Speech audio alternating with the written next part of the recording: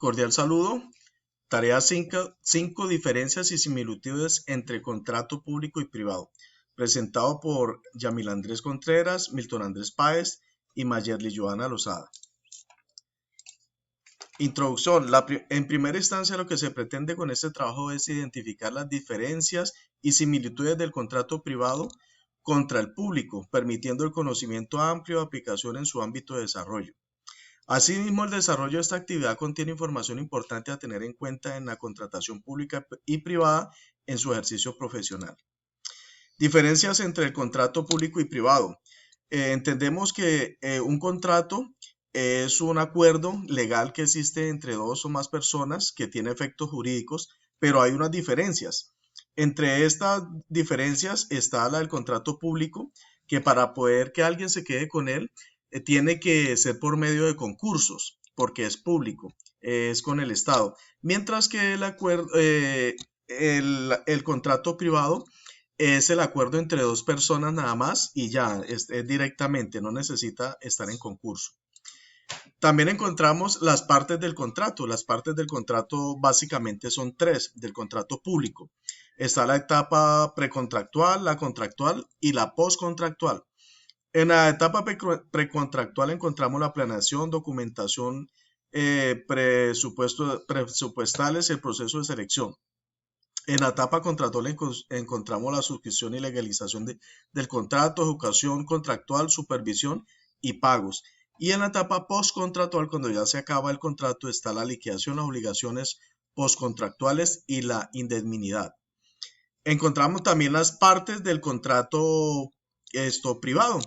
Es básicamente un documento que está por unas cláusulas o unas partes donde está el título, el cuerpo sustantivo, la disposición, el cuerpo normativo, el cierre y anexos. Estas son básicamente las partes de un contrato privado. Entonces, como podemos ver, estas son los primeros puntos de este ejercicio. Muchas gracias. Principios del contrato público y privado. Principios del contrato privado. Principio del abuso del derecho. De acuerdo con la Corte Constitucional, en función de la sentencia SU 631 del 2017, el abuso del derecho, según lo destaca esta corporación, se supone que su titular haga de una facultad o garantía subjetiva un uso contrapuesto a sus fines, a su alcance y a la extensión característica que le permite el sistema. Principio de autonomía de voluntad. Se refiere a la libre voluntad de las personas que vinculan relaciones, obligaciones y derechos privados. Principio de la buena fe. Este principio se basa más que todo en que se debe obrar de una manera correcta, con honradez y el buen trato de las relaciones jurídicas.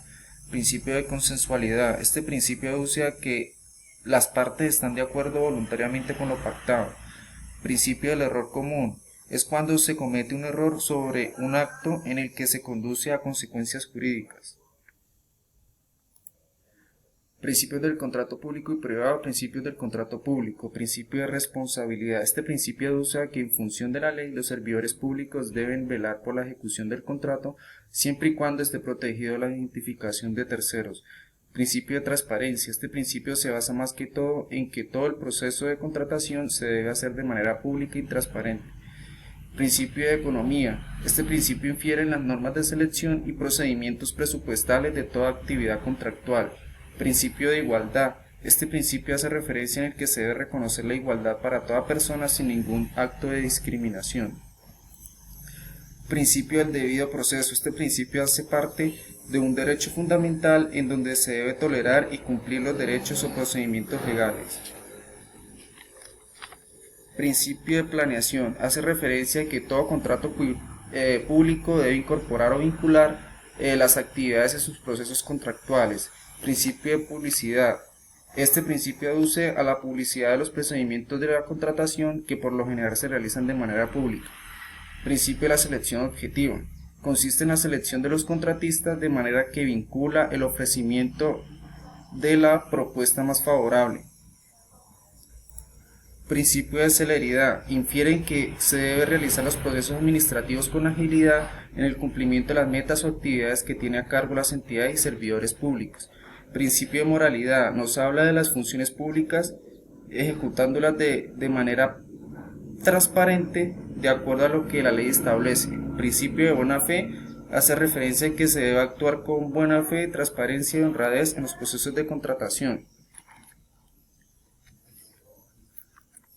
Principio de eficacia. Consiste en la maximización y rendimiento de los procesos con el fin de obtener buenos resultados en menor tiempo. Principio de imparcialidad. Hace referencia a la persona que juzga o juzgamiento imparcial en el que se centra el objetivo en cuestión de un juicio. Tipo y clasificación del contrato público y privado. En el contrato público encontramos contrato de consultoría, contrato de comodato, contrato de compraventa de bienes inmuebles, contrato de suministro, contrato de prestación de servicios, contrato de prestación de servicios de defensa judicial, contrato de arrendamiento de inmuebles, contrato de fiducia para el manejo de anticipos, contrato de compra de equipos de cómputo estándar, contrato de obra pública. En el contrato privado encontramos el contrato unilateral y bilateral, que es un contrato de comodato, en donde la responsabilidad solo tiene quien la ha prestado, quien saca prestado, como por ejemplo un contrato de venta de compraventa. En el contrato gratuito y oneroso lo podemos aducir a un contrato de donación o un contrato de sociedad. En el contrato comunativo y aleatorio infiere o hace referencia a más que todo como un contrato de préstamo y un contrato de juegos o apuestas. Encontramos también el contrato principal y accesorio, que es también un tipo de contrato en compraventa, contrato real, solemne y consensual, que es un tipo de préstamo de dinero o un contrato de divorcio o de adopción, o también de compraventa.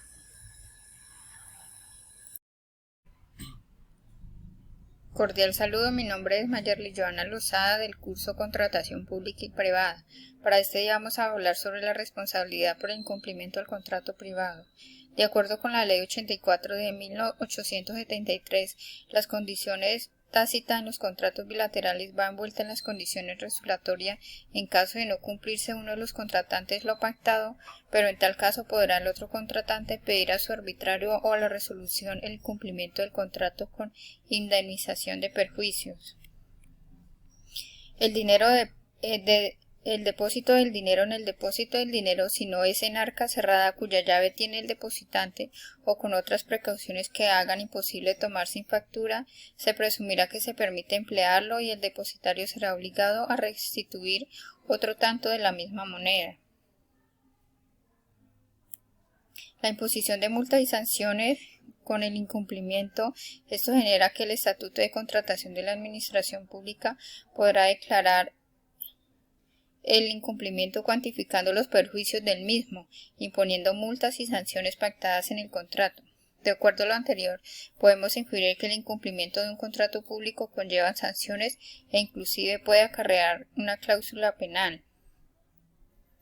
Según la Ley 1474 del 2011, la habilidad por incumplimiento quedará inhabilitado el contratista que incurra en alguna de las siguientes conductas: haber sido objeto de imposición de 5 o más multas durante la ejecución de uno o varios contratos con una o varias entidades estatales durante los últimos 3 años, haber sido objeto de declaratorias de incumplimiento contractual en por lo menos 2 contratos con una o varias entidades estatales durante los últimos 3 años, haber sido objeto de imposición de 2 multas y un incumplimiento durante una misma vigencia fiscal en una o varias entidades estatales.